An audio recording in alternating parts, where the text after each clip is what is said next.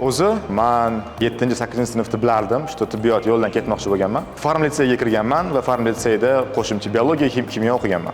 Litseyning ikkinchi kurslarida bizga SPBGU, ya'ni Sankt-Peterburg Государственный медицинский universitetdan kelishgan aytishgan ekzamen topshirsanglar bo'ladi deb. Biz ekzamen topshirganmiz. SPBGU va Voronejga grantga kirganman. Shundan keyin o'sha dokumentlarni tayyorlab, o'tga boradigan bo'lib turganimda Sankt-Peterburgga bir oy qolganda adam yo'q, bormaysan deb qolganlar. Shu yerda o'qiysan, hozir o'tga bormagin deganlar. Bu degani shu yerda qaysidir universitet tanlashim kerak. Ya'ni o'zimizdan Toshmi, Sampi shularga kirishim kerak bo'lgan.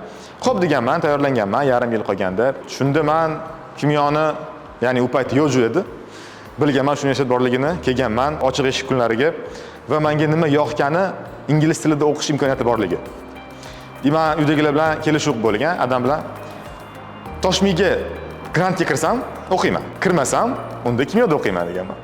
Xo'p deyishgan va ishonasizmi, 5.5 ball yetmagan grantga kirishimga. 1.69 yig'ganman, u paytda grant 1.75 edi. Keyin uydagilar aytganman, bo'ldi, men kimyoda o'qiyman deganman. Bu yerga topshirganman dokumentimni, lekin hech ham shubhalamaganman kirishimdan va Xudoga shukr, ingliz gruppaga kirganman. Shu paytgacha mana hozir 4-kurs bo'ldim. Haligacha hech qachon afsuslanmaganman. Shu student bo'lganim uchun.